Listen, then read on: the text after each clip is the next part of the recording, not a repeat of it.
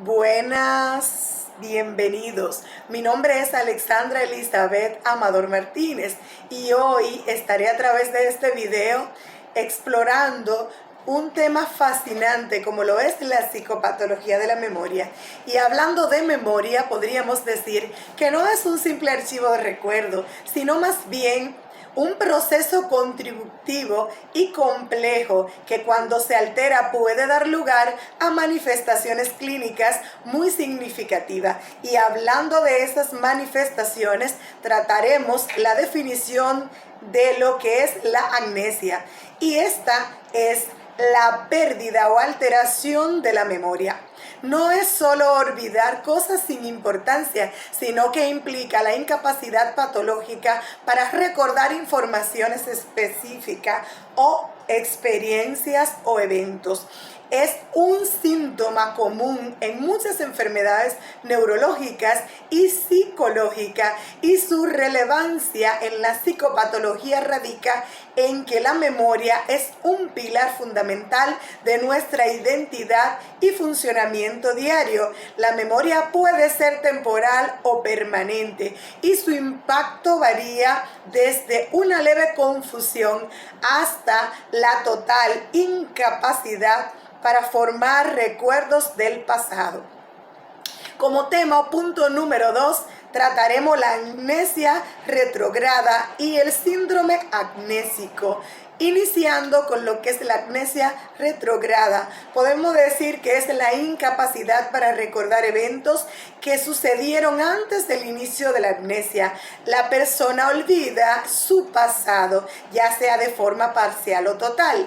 Y un ejemplo que podríamos mencionar es alguien que sufre un golpe en la cabeza, no puede recordar quiénes son sus familiares y generalmente los recuerdos más antiguos están mejor conservados, mientras que lo que son los más recientes son los primeros en desaparecer.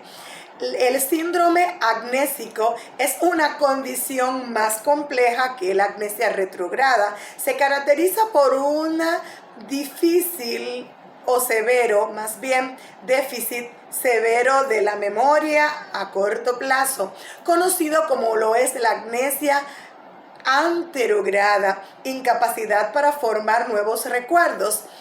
Que generalmente podríamos mencionar de esto, que a menudo se acompaña de ciertos grados de amnesia retrograda. A diferencia de la amnesia retrograda aislada, el síndrome amnésico en problemas principal no es solamente recordar el pasado, sino la capacidad de presentar y retener nuevas informaciones.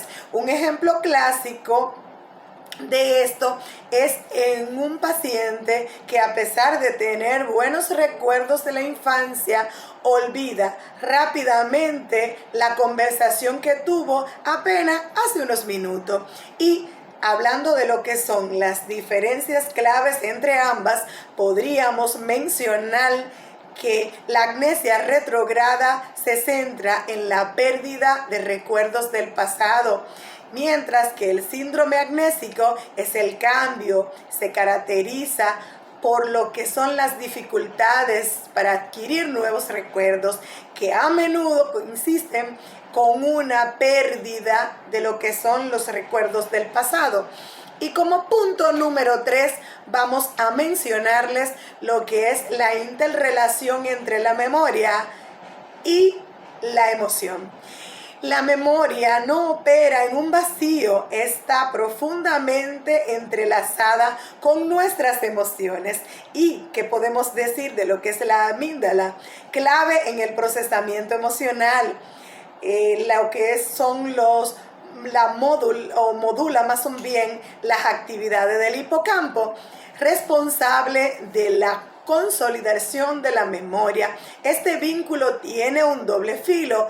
Por un lado tenemos lo que es las emociones intensas que pueden mejorar la memoria, recordarnos de lo que son eventos muy felices o muy traumáticos, como memoria flash.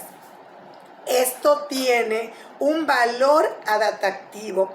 Por otro lado, el mismo mecanismo puede contribuir a alteraciones.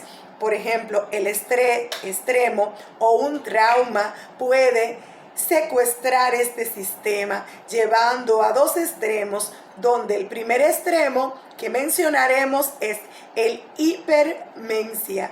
Hipermencia, la intrusión persistente e involuntaria de lo que son los recuerdos traumáticos, como lo es el trastorno de estrés postraumática, mientras que en el segundo podemos decir que es la amnesia disociativa, el bloqueo completo de los recuerdos traumáticos o estresante, como un mecanismo de defensa psicológico para proteger al individuo de lo que es un dolor abrumador.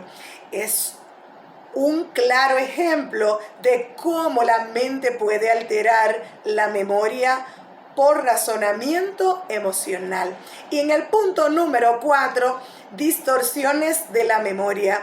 La distorsión de la memoria, inexactitudes, falsificaciones de los recuerdos, no son olvidos, sino recuerdos incorrectos que la persona crea que son ciertos. O sea, generalmente lo asocia como algo cierto. Se manifiestan de varias formas. Vamos a mencionarles. Por ejemplo, la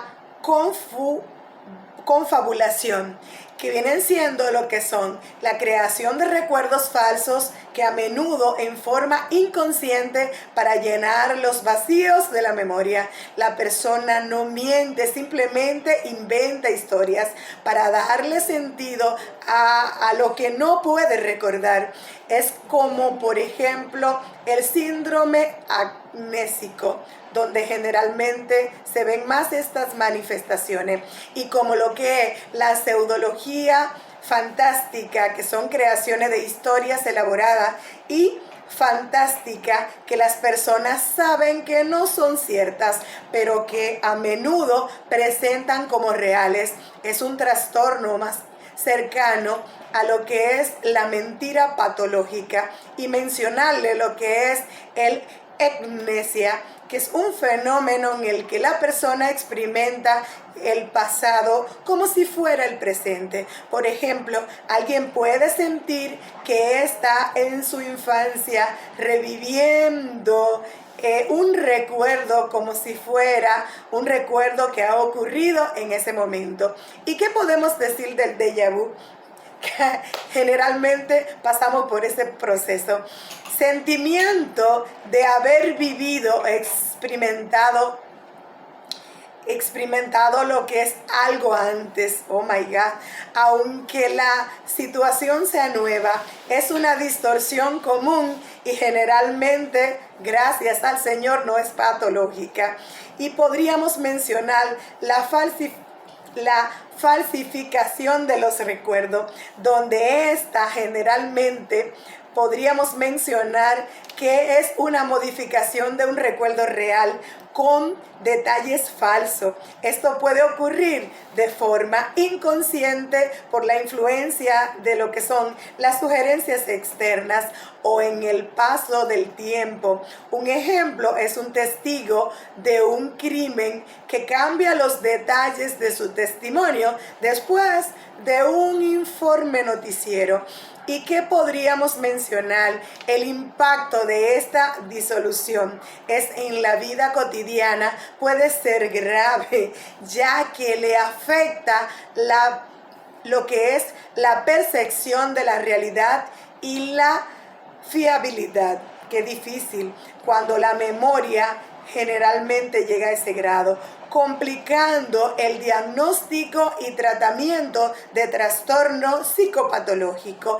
Y generalmente, señores, en conclusión, podríamos decir que la psicopatología de la memoria nos revela la fragilidad y la complejidad de nuestro recuerdo, desde la pérdida total en la amnesia hasta la intrínseca relación con nuestras emociones y la fascinante disolución de lo que son lo que generalmente experimentamos todo en menor medida. Eso tenemos que estar ahí bien firme, porque en algún momento de nuestras vidas generalmente tenemos que experimentar y entender estas alteraciones. Es esencial para poder comprender no solo los trastornos mentales, sino también la propia naturaleza de la existencia humana. Así es que generalmente enfoquémonos un poquito cuando nos encontremos en casos similares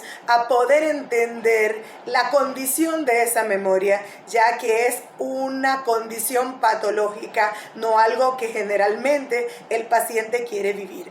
Así es que colaboremos a contribuir con estas situaciones. Así es que muchísimas gracias.